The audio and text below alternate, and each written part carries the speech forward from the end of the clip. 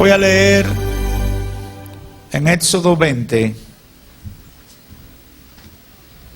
capítulo 12.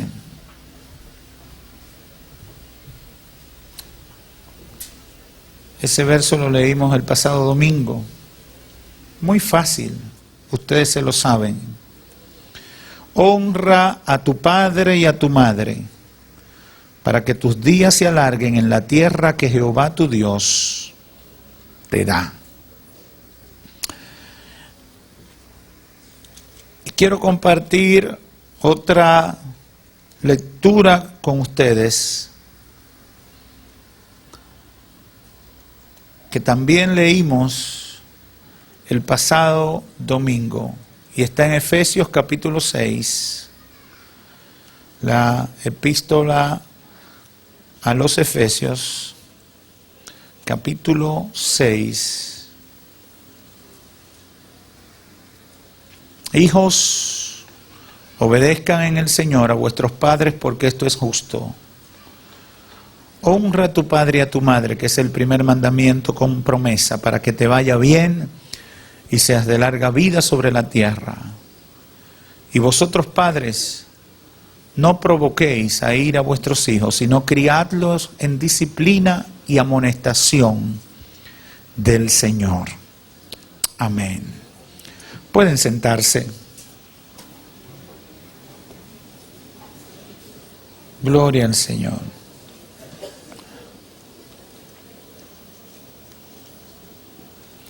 Como le decía a principio de esta semana,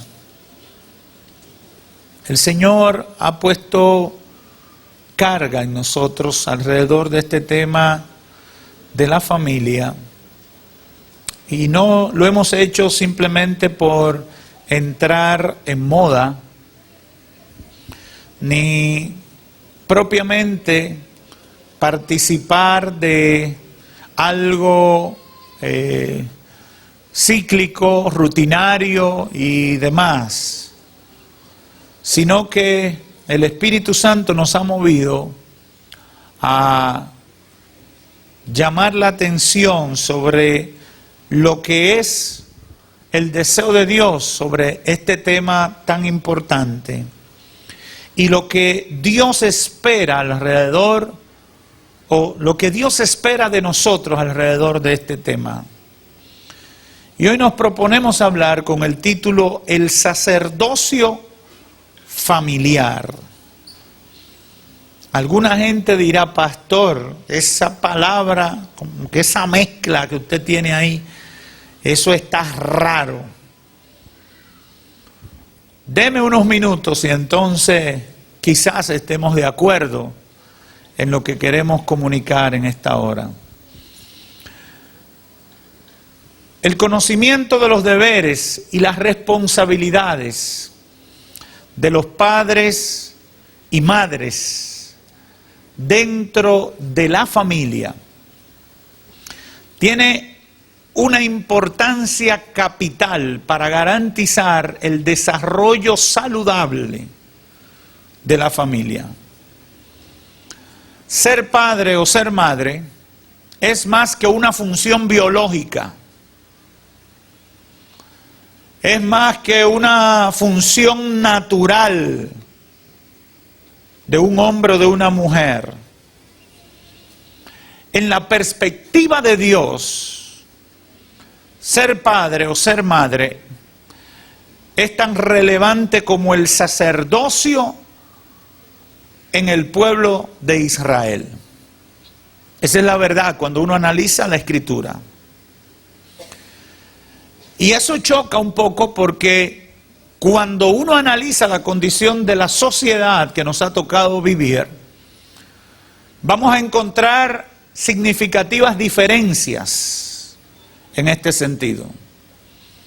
Y muchos quizás de los que somos temerosos de Dios o que nos preocupamos por cumplir los mandamientos de Dios, muchas veces sin darnos cuenta somos arrastrados a ese tipo de conducta, una conducta totalmente ajena a lo relevante de ese papel que Dios nos ha dado y ha delegado sobre nosotros.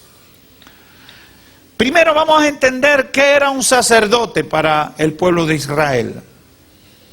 Un sacerdote era la persona designada por Dios directamente o por delegación en circunstancias especiales para oficiar el culto delante del altar y realizar ciertos ritos en nombre de la comunidad delante de Dios. En ese contexto, los sacerdotes dirigían los sacrificios, las ofrendas de paz, los diferentes tipos de ofrenda, los holocaustos, etcétera, delante de Dios. Ese era su trabajo. ¿Cuáles eran los deberes sacerdotales en ese contexto? Existían una serie de tareas y demás, pero los principales deberes de los sacerdotes eran, número uno, el servicio en el santuario, en el templo. Número dos, la enseñanza de la ley de Dios al pueblo. Y número tres, consultaban a Jehová por el pueblo en la toma de decisiones. Esos eran los tres deberes fundamentales del sacerdote. Tenía que servir, dirigir, motivar, coordinar el servicio al Señor. Tenía que enseñar lo que Dios había revelado de sí mismo. Y tenía que consultar a Dios sobre cuál era su parecer frente a las decisiones que la nación tenía que tomar, o las personas o los individuos tenían que tomar. Esas eran las funciones de los sacerdotes. A eso se reducía todas las tareas que ellos podían desarrollar o desarrollaban fundamentalmente en ese contexto. Ahora, ¿cómo enfocamos lo del sacerdocio familiar? Hablamos del sacerdocio familiar porque la figura sacerdotal encaja en la idea de Dios para los padres en lo referente a la responsabilidad que deben tener con su familia. En nuestra entrega pasada hablábamos de que en la antigüedad las familias tenían una importancia número uno. Eran la base de la sociedad. La gente no dependía tanto del sistema político. Los sistemas políticos o de gobierno eran muy frágiles. Habían poco balance de fuerzas. Usted encuentra en la Biblia muchos enfrentamientos, muchas guerras. Alguien me dijo, ¿y por qué la Biblia es tan sangrienta? Porque ese era el tiempo. En ese tiempo, hasta que surgieron imperios poderosos como los persas, los imperios, el imperio babilónico y el imperio romano, que fueron imperios que avasallaron en todo el mundo conocido, y con la fuerza de los descubrimientos y los armamentos que tenían, impusieron su voluntad más allá de sus propias fronteras. Pero antes de eso, no había esa hegemonía política y militar, sino que se vivían en sistemas más simples, tribus, comunidades, pequeños pueblos, pequeñas ciudades, y era muy fácil entrar en guerra porque tú estás cerca del río y yo quiero no tener problemas para coger agua del río. O tú tienes acceso al mar y yo quisiera tener acceso al mar, y por eso se iban a la guerra. O porque yo quiero que tú me pagues impuestos para yo tener que buscar menos dinero. Y por cualquier cosa había una guerra. Y por eso en la Biblia usted encuentra mucho de eso, porque esa era la característica de ese tiempo en la historia de la humanidad. Ahora, entendiendo esa realidad, los padres y las madres, cuando Dios define el trabajo de ellos y cuando se conceptualiza el balance de la sociedad o las bases fundamentales de la sociedad estaban cimentadas en esa fuerza de la célula madre de la sociedad, que era la familia. La familia era la estabilidad. En la familia se establecía el conocimiento, en la familia se educaba, se proveía seguridad, alimento, justicia y fe. No se esperaba que el gobierno trabajara con eso. No se esperaba que el sistema político proveyera eso. Ahora, hoy en día, la gente no educa, no da formación. ¿Y con quién se queja? Con el gobierno. El gobierno debió garantizar. Y las constituciones, por ejemplo, establecen, como la dominicana, establecen que ese es uno de los derechos humanos. Uno de los derechos humanos. Y el Estado como tal está comprometido a garantizar educación, salud, seguridad, etcétera. En los tiempos antiguos no. Eso tenía que garantizarlo ¿quién? La familia. Ahí se limitaba. Por tanto, ¿por qué? Porque no hay sociedad sin familia. Hoy asistimos a un tiempo prácticamente de anarquía social. Hoy asistimos a un tiempo de falta de valores, de falta de principios, de falta de todo. ¿Por qué? Porque se ha desmembrado la familia. Aún con la existencia de los estados organizados, de los gobiernos y todo eso, la resultante del tiempo en que vivimos nos da a entender que el modelo, la espina dorsal de la convivencia en sociedad del ser humano, como el principio al tiempo presente, estaba sustentado en la familia. Ahora, cuando hablamos del sacerdocio familiar, estamos hablando de que ser padre o madre en la idea de Dios, a través de toda la Escritura, en todos los tiempos, se convierte en un ejercicio sacerdotal. ¿Por qué? Por la similitud de los deberes y las responsabilidades que en la mente de Dios tienen los padres y las madres con los hijos, en todo el sentido de la palabra. Algunos ejemplos. Por ejemplo, encontramos en la Biblia los casos de Noé. Ustedes saben que la tarea de Noé fue una tarea un poco difícil. Dios lo manda a predicar 120 años y algo, para decirle que va a destruir al mundo. Pero dice la Escritura que Noé y su familia entraron en el arca. Ahí no hubo problema. La familia de Noé siguió a Noé en una empresa difícil. Porque eso nadie lo creía. Eso nadie estaba dispuesto a aceptarlo. Eso nadie estaba dispuesto a asimilarlo. Sobre todo en un tiempo donde no había llovido, de acuerdo a lo que dice la palabra. Y vamos a decir que hubiera caído un rocío de madrugada o matinal, pero más nada de ahí. Pero vamos a decir, vamos a poner, vamos a especular que hubieran caído su aguacerito. La realidad es que nunca se había visto una inundación. Y Noé lo que hizo fue un transatlántico. Un transatlántico. Pero no solamente hizo un transatlántico, lo hizo lejos del mar. Porque está bien, tú vas a hacer tu barquito, varón, pero a la orilla lo empujamos y lo metemos en el mar. No, pero lo estaba haciendo lejísimo del mar. Por tanto, la empresa de Noé, aparentemente en la lógica humana, era una locura. Y con el tiempo que pasó, era más locura todavía.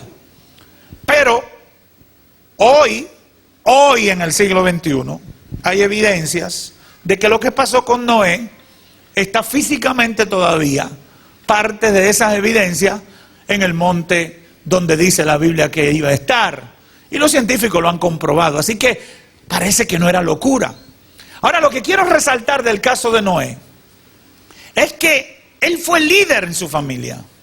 Influyó en su familia. Logró captar la atención de los suyos y traerlo a respaldarlo en una empresa descabellada, como era creer lo que Dios le había dicho que hiciera. Esa era una empresa descabellada a los ojos de la lógica humana. Pero la influencia de Noé en lo suyo era importante. Y algunos estaban casados y demás. Y quizás algunos presentó algún tipo de resistencia. Pero al final, Noé y los suyos entraron en el arca. Impresionante, ¿verdad?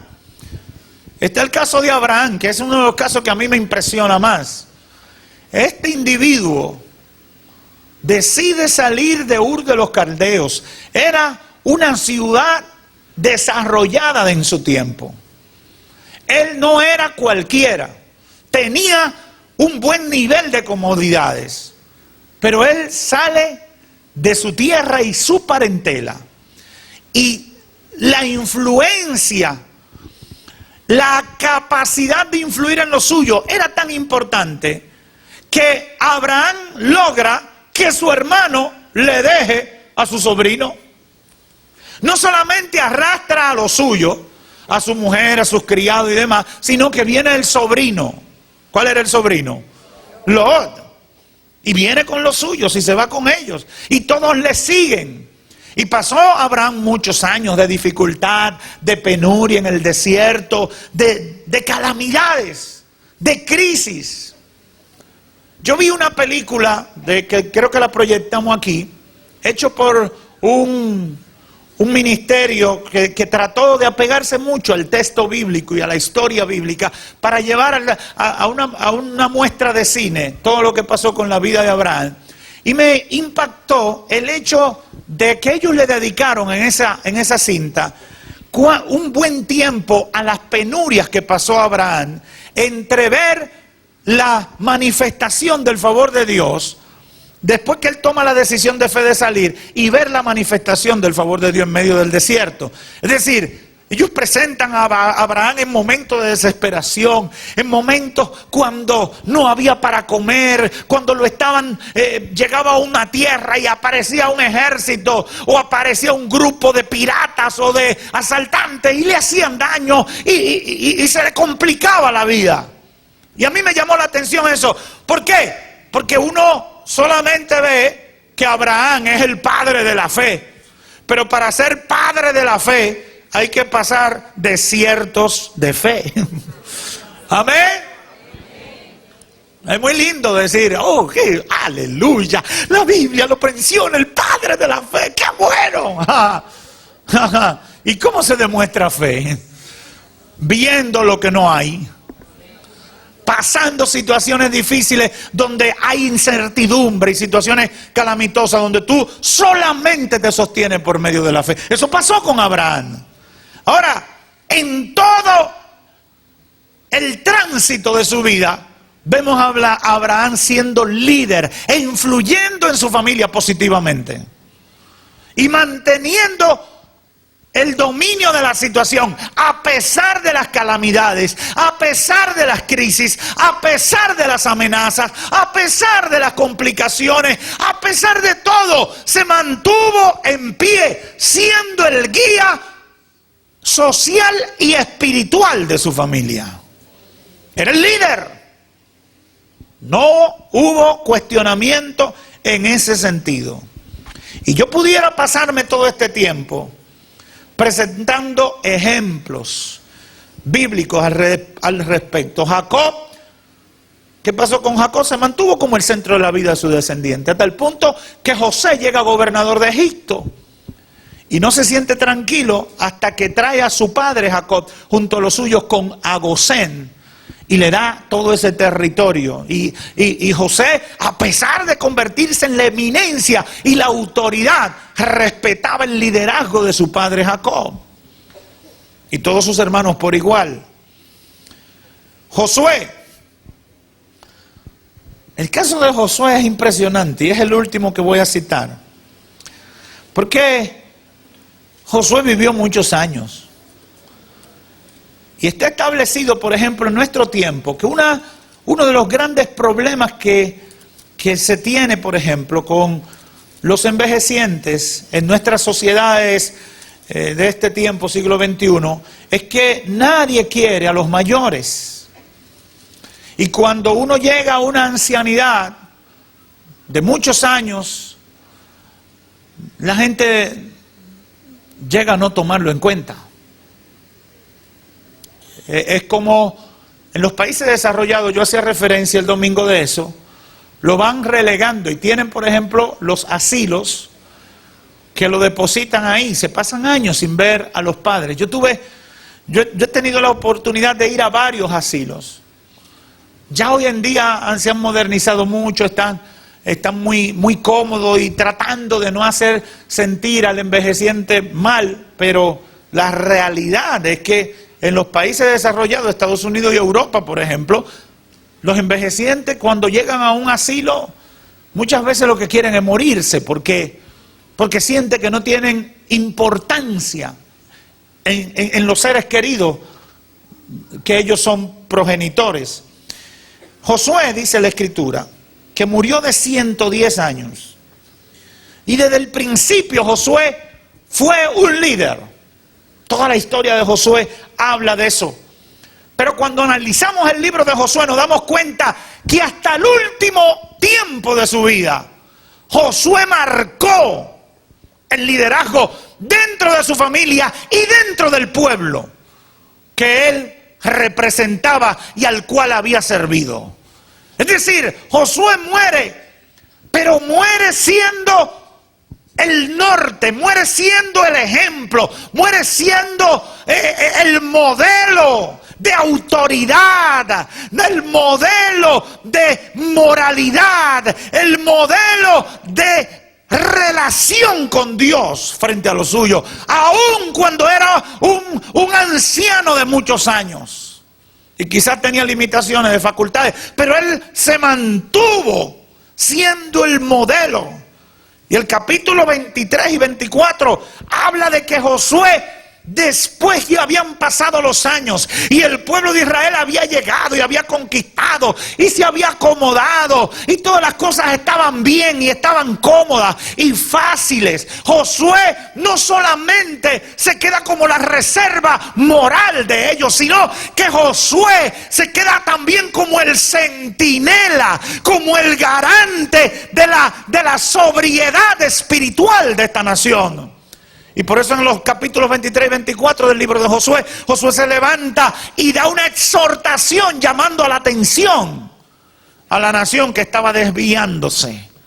Porque él no solamente estaba ahí como un testimonio, estaba ahí como un guía de ese pueblo y de esa familia. Y por eso se para en medio de la situación que estaban viviendo y le dice, miren, y comienza en el capítulo 23 del libro de Josué y le dice, comienza a hacerle la historia de lo que ha sido la vida de ellos. Y sigue en el capítulo 24 en ese discurso de despedida y dice, reunió Josué a todas las tribus de Israel y llamó a los ancianos y a los príncipes y a los jueces y a los oficiales y se presentaron delante de Dios. Y Josué comenzó a hacerle la historia de todo lo que Dios había hecho con ellos. Y lo primero que establece es, yo quiero contarle a ustedes cuál es el origen de ustedes.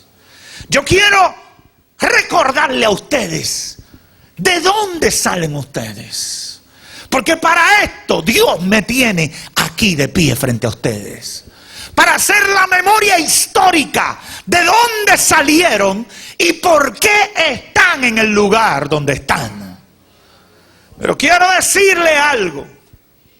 Lo que veo no me gusta. Lo que advierto es contrario a los fundamentos sobre los cuales está establecida esta nación y este pueblo dependiente de Dios. Lo que veo no me gusta.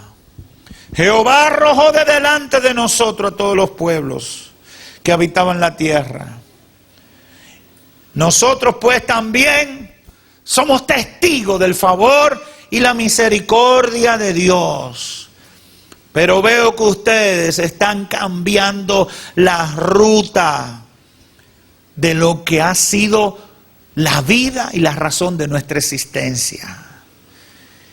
Y Josué se levanta y dijo, óiganme,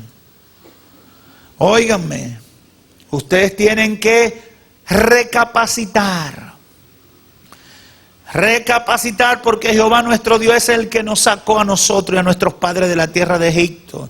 Jehová Dios es el que nos sacó de la casa de servidumbre, el que ha hecho estas grandes señales y nos ha guardado por todo el camino por donde hemos andado y en todos los pueblos por entre los cuales pasamos. No podréis servir a Jehová porque Él es Dios santo y Dios celoso. Él no va a sufrir vuestra rebelión y vuestros pecados. Josué le dice, lo que veo no me gusta. Estoy viendo que han perdido el norte. Y esa es la última parte del señalamiento que él hace. En el verso 14 del capítulo 24 dice, ahora pues temed a Jehová y servidle con integridad y en verdad. Y quiten de ustedes los dioses a los cuales sirvieron vuestros padres al otro lado del río y en Egipto. Se está refiriendo a los descendientes de otra fe. Y dice, y servid a Jehová. Y si mal os parece servir a Jehová, ustedes escojan a quien quieren servir. Si a los dioses a quienes sirvieron vuestros padres cuando estuvieron al otro lado del río, a los dioses de los amorreos en cuya tierra habitáis. Pero yo y mi casa serviremos a Jehová. Yo no sé a quién ustedes piensan seguir sirviendo. Yo no sé qué es lo que se le ha metido en la cabeza. Yo no sé para dónde que han estado mirando. Yo no sé qué memoria tan ligera han tenido. Yo no sé si ustedes se han olvidado de Dios como parece. Yo no sé qué están pensando ustedes hacer, pero yo estoy vivo todavía. Yo soy testigo de la gracia de Dios. Yo soy testigo del favor de Dios. Yo soy testigo de la bendición del Dios de los cielos. A mí no se me ha olvidado que Dios ha sido bueno para con nosotros. Oh, gloria a su nombre. Yo no he olvidado. Ustedes quizás han tenido una memoria muy vana, pero yo no he olvidado lo que Dios ha hecho para con nosotros. Así que si ustedes quieren hacer otra cosa, háganla. Pero quiero decirle lo que toca. Quiero decirle la verdad, aunque duela. Quiero decirle que a pesar de lo que ustedes estén pensando, a pesar de lo que estén haciendo, mi casa y yo serviremos al Dios que nos ha traído a este lugar de bendición. Oh, gloria a Dios. Aleluya.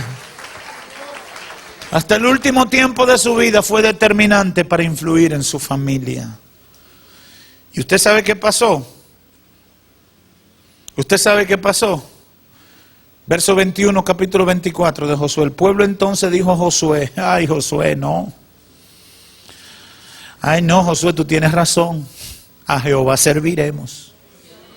A Jehová serviremos. Y Josué respondió al pueblo, vosotros sois testigos contra vosotros mismos de que habéis elegido a Jehová para servirle. ¿Usted sabe qué pasó ahí? El liderazgo moral y espiritual se impuso, a pesar de que habían muchos descerebrados, a pesar de que habían muchos desmemoriados, si vale esa palabra, a pesar de que había muchos que se le borró el disco duro, a pesar de que había mucha nueva generación que quería implementar otros modelos y otros sistemas.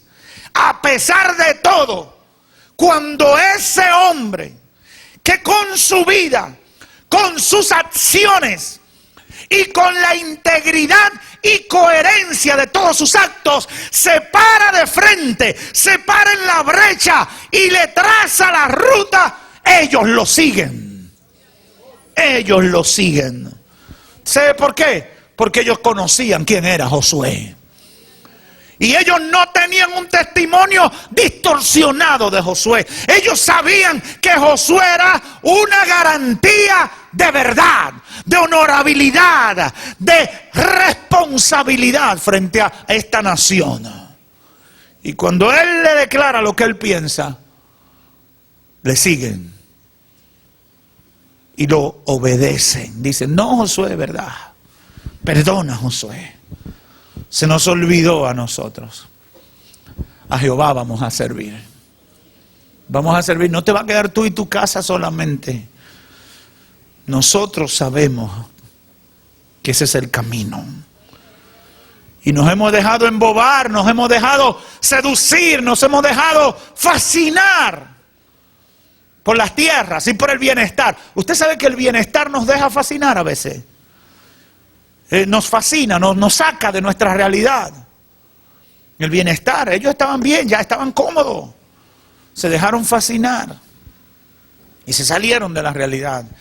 Pero Dios deposita en los padres esa capacidad, esa responsabilidad, esa relevancia de imponer el sacerdocio familiar para conducir a las nuevas generaciones que necesitan guía. Cuando yo pensaba y meditaba sobre todo esto, decía: Dios mío, la sociedad en que vivimos necesita líderes, guías, necesita padres y madres. Eso es lo que pasa. Eso es lo que pasa. ¿Por qué hay tantos jóvenes delincuentes? ¿Por qué? Porque no hay padres y madres que modelen ejemplo para esos muchachos y que ejerzan liderazgo, autoridad. No tienen nada que exhibir. No pueden exhibir nada. Cuando un padre que celebra sus victorias, sus logros, emborrachándose y dándose un humo y saliendo a la calle a llevarse media humanidad, viene el hijo, la nueva generación, y no se lleva media humanidad, se la lleva entera. Y no solamente toma ron o cerveza y licor, sino que se da un pase de droga para gozar más. El padre tiene con qué influir en ese muchacho. No tiene nada que hacer. No tiene ningún modelo a seguir ese muchacho. Ah, ese era tu tiempo. En tu tiempo era con la agüita esa. Ven, prueba este crack, para que tú veas cómo se te craquea el cerebro. Para que tú sepas lo que es gozo. Sí, porque es así. Ah, tú participabas y te llevaba la prostituta oficial del pueblo. Yo me llevo a todo, a troche y a moche, varón y hembra, lo que aparezca. Eso es así. A eso es que estamos asistiendo. Parece una hipérbole, parece algo sacado de la realidad, pero esa es la realidad. Por eso tenemos la situación que tenemos.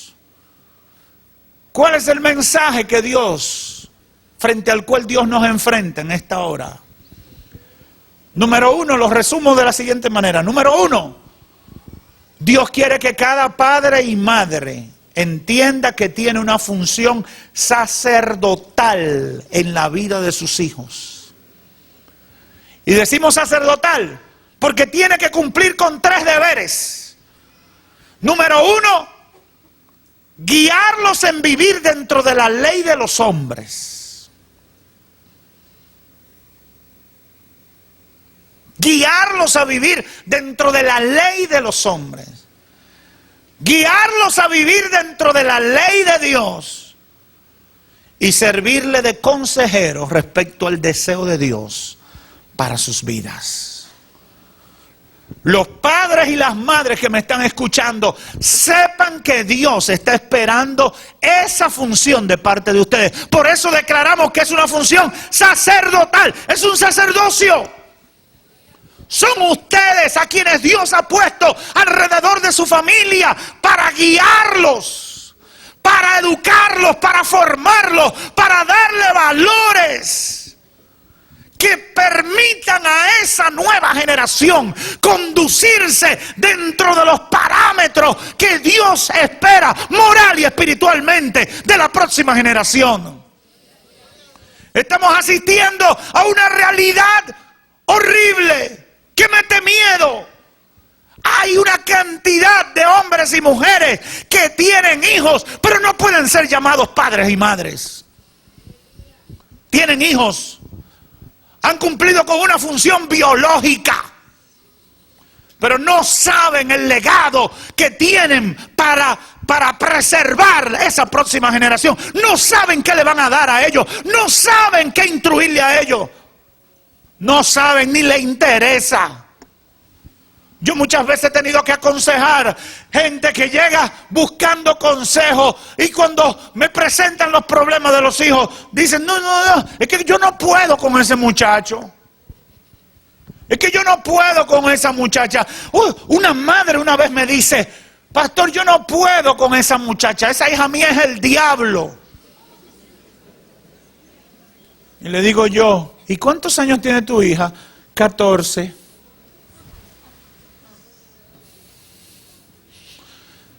14 años y es el diablo. ¿Tiene que ser hija de la diabla?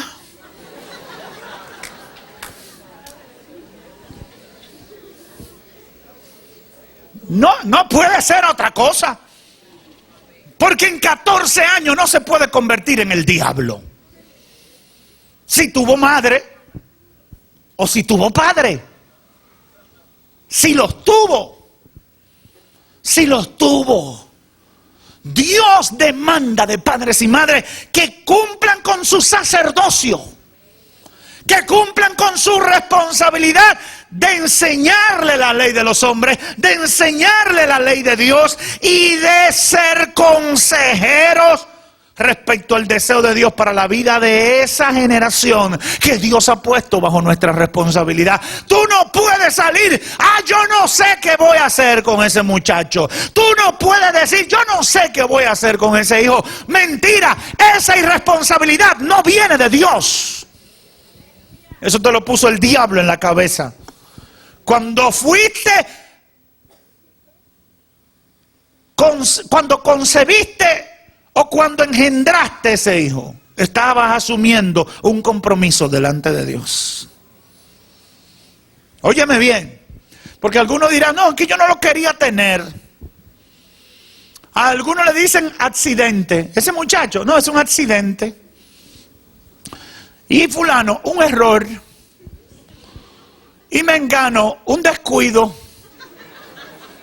Y le cambian los nombres a los muchachos, ya no son fulano, descuido, error, accidente, fallo. ¿Por qué? No, porque yo no lo quería tener. Yo te vengo a decir algo de parte del Señor.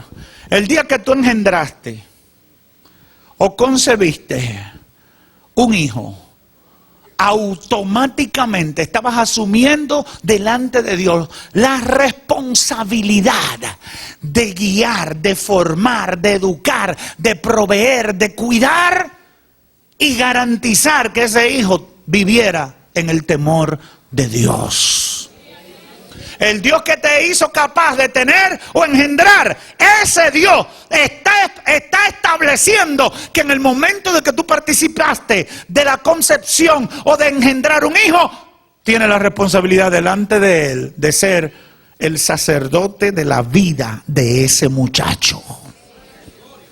No hay excusa. No hay excusa. Tú no bregas con muchachos. Tú no vas a coger lucha. No tenga. Arréglate Ve donde un médico y dice, yo soy incapaz de garantizar la vida de un hijo. Por tanto, solicito que me inhabiliten para el resto de mi vida. Si tú no puedes. Pero todo el que puede tener un hijo tiene la responsabilidad delante de Dios. Usted dirá, pastor, yo conozco gente que son demasiado locos, que son demasiado inmaduros. Pero si tuvo el muchacho, tiene la capacidad. Olvídese, tiene la capacidad y más que la capacidad, tiene la responsabilidad delante de Dios de ser guía, rector, conductor y modelo para ese muchacho. Porque tiene que cumplir con su sacerdocio. Dios quiere padres y madres que estén dispuestos a enfrentar los modelos distorsionados del tiempo presente. Y que no puede ser. La gente quiere que en la escuela le eduquen al muchacho. La gente quiere que la nana le eduque al muchacho. La gente quiere que la muchacha de servicio le guíe al muchacho.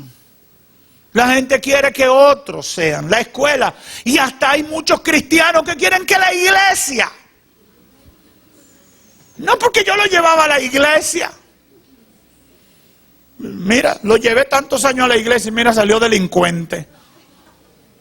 O salió maldiciente. Tú lo llevaste a la iglesia, pero ¿y tu papel? Porque en la iglesia le damos una clase. En la iglesia le decimos que tiene que honrar a Dios y ser íntegro y hablar verdad. Y cuando llega a la casa, ¿quién encuentra? Al hablador número 1, mentiroso, que jamás él ha conocido en su vida. Entonces, ¿qué tú crees que va a hacer? Y dice, bueno, en la iglesia dicen esto, pero esto es lo que funciona. Porque mira papá, mira mamá. Ay, pero lo llevé a la iglesia y salió malo. Ajá. En la iglesia te le dan principios, te le enseñan principios. Pero el laboratorio, donde asientan, es en casa. Es con papá y mamá que va a confirmar todo lo que le han dicho. Es con los modelos. Dios en su misericordia salva, muchachos. Yo he conocido historias de que solamente por lo que se le dio en la iglesia. Pero eso no son la mayoría. Porque la influencia del padre o la madre es determinante en la vida de los hijos. Esa es la realidad. Dios quiere padres y madres. Y esto quiero que me presten mucha atención. Que estén dispuestos a enfrentar los modelos distorsionados del tiempo presente. Y asuman la autoridad de Josué. Asuman la autoridad y el liderazgo de un hombre como Josué. Papi, parece que para echar para adelante hay que hacer cosas malas. ¡Mentira! Sí, papi, pero el vecino echó para adelante y nosotros estamos atrás. Parece un chiste, pero esa es la realidad. Papi, el papá de mi amiguito le regaló un celular de 25,000 pesos. Y el tuyo un guayahielo. Esas son las luchas que estamos teniendo hoy en día. ¿Y qué tiene que hacer el papá? Decirle, sí, mi hijo, pero este guayahielo lo conseguimos con el sudor de nuestra frente. Y es más, es tan digno como el de 25,000 pesos que tiene tu amiguito. Y cuidado, pero hay que enfrentar los modelos. Por eso Josué, hay que tener la unción de Josué. El valor y el liderazgo de Josué. Josué ve que todo el mundo está distorsionando las cosas, que ve que todas las bases que Dios había establecido en la vida de aquella gente están trastornándolo y volviéndolo un etcétera, que ya no se sabe qué es lo que Dios quiere. Y Josué se para en dos patas y dice, un momento, aquí me van a escuchar. Yo no sé a quién ustedes quieren servir, pero una cosa debe estar clara: en esta casa que yo gobierno, le vamos a servir al Dios de los cielos. ¡Oh, gloria a Dios! Le vamos a servir a Dios. Josué, que los amorreos están más bien que nosotros y ellos se casan hombre con hombre y mujeres con mujeres. A mí no me importa lo de los amorreos. Nosotros le vamos a servir a Jehová.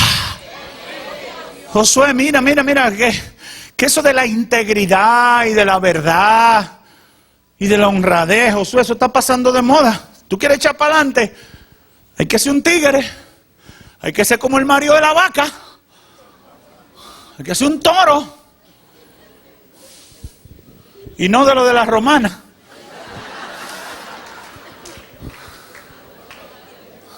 Josué, mira. Josué, así no se va a llegar. Tú no vas a garantizar futuro. Eso no se usa. Muchacha señorita para el matrimonio. Comprarle la coturita. Porque ya eso no se usa. Y usted ve los padres. Bueno, yo no quería, pero a mí no me criaron así, pero imagínate, yo no quiero afectar la autoestima de mi hijo. Y tú sabes que después que se termine el bachillerato, la última noche, hay que dejarlo que rompan fuente. Y que hagan y deshagan, porque tú sabes, en los tiempos de nosotros, no, en los tiempos de nosotros, habían unos controles, habían una serie de cosas. Me dijeron que habían unos tabúes y que todas esas cosas yo las pasé bien porque ese era mi tiempo, pero a mis hijos ahora en siglo XXI, ¿cómo va a ser que yo lo voy a tener controlado?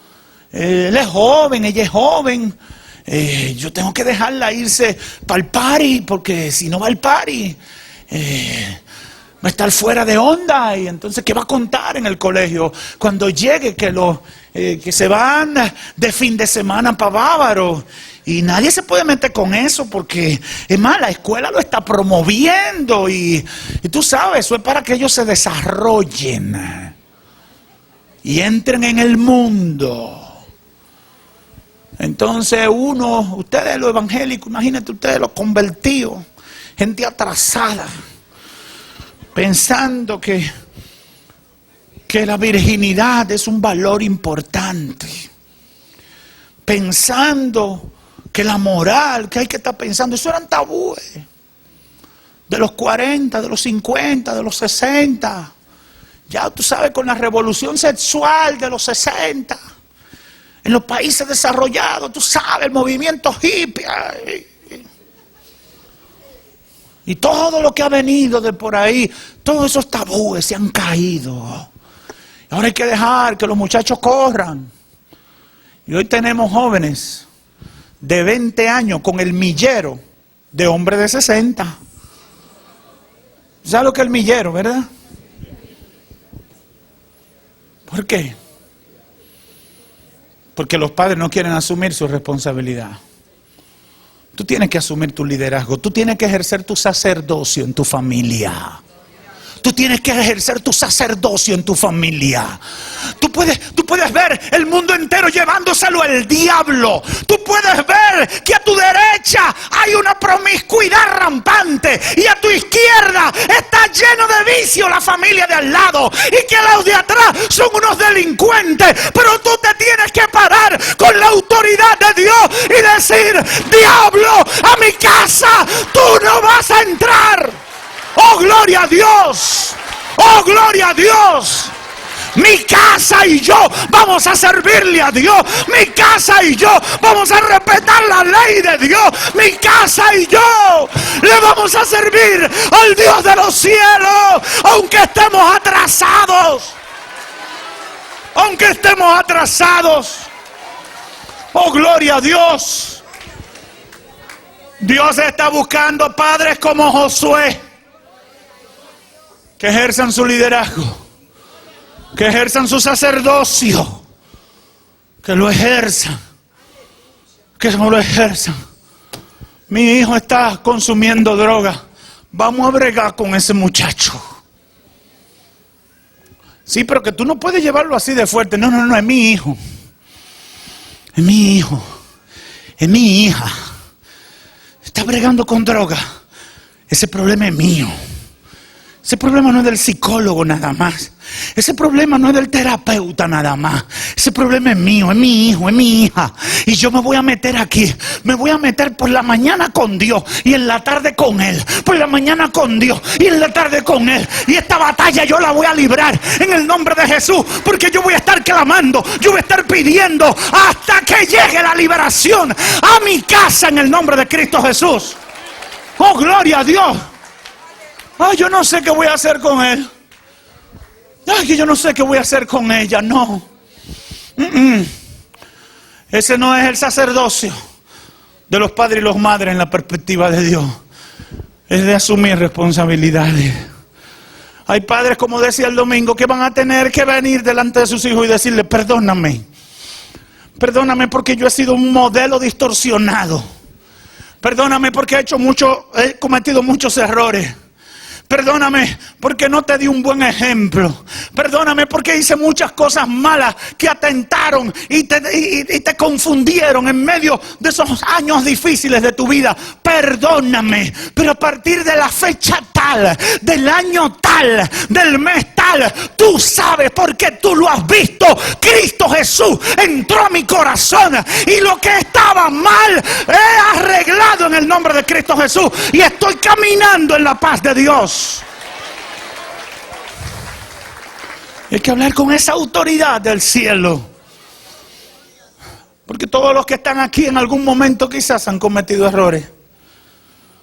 Pero tenemos que estar dispuestos a enfrentar los modelos distorsionados del tiempo presente.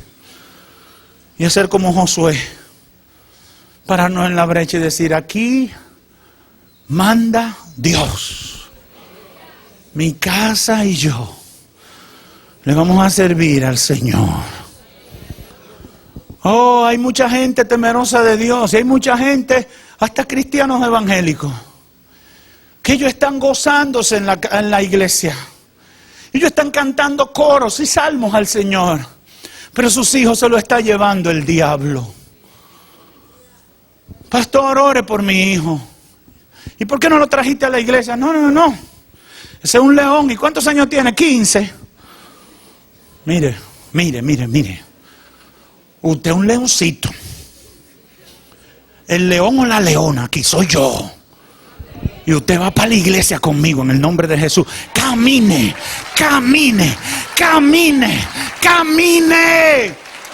Porque mientras dependa de mí, yo voy a ejercer mi liderazgo en tu vida para honra y gloria del Dios Todopoderoso.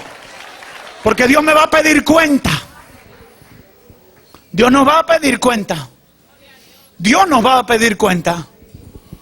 No, que la consejera me dijo que lo deje quieto hasta que él coja su forma. Y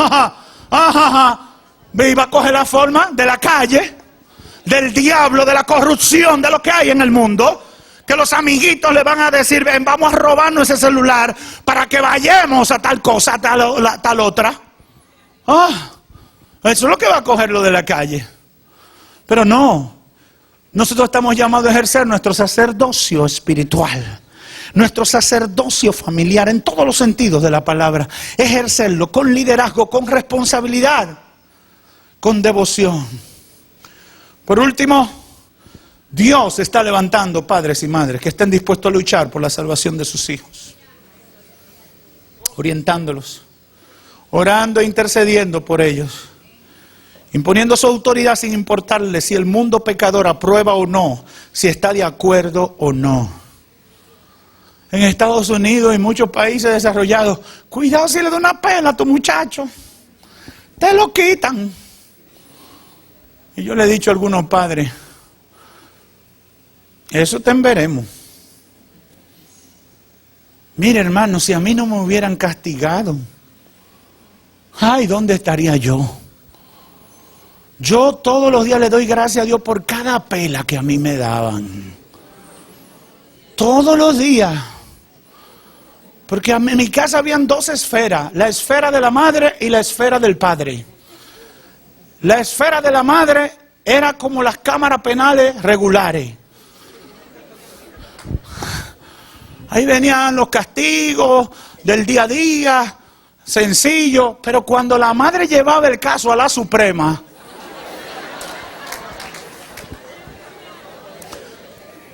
yo sabía que el día que lo llevaban a la Suprema, esa llegaba. Y cada vez que me llevaban a la Suprema, eran 3. Solo 3. Pero mi memoria se quedaba ya clara.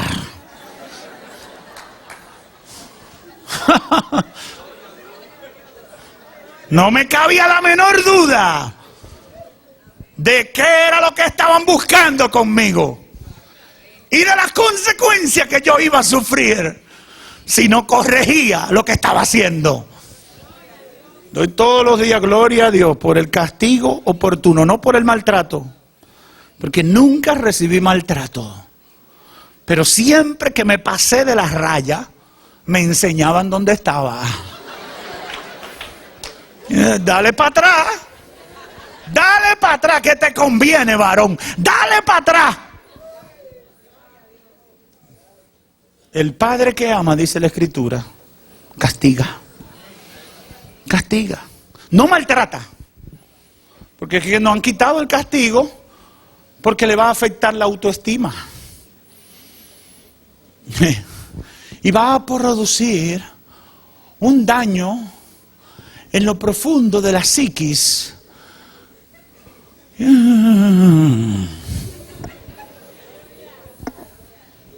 Pela. P-E-L-A. Pela. Funciona. En mi casa había una psicóloga muy buena. Pela.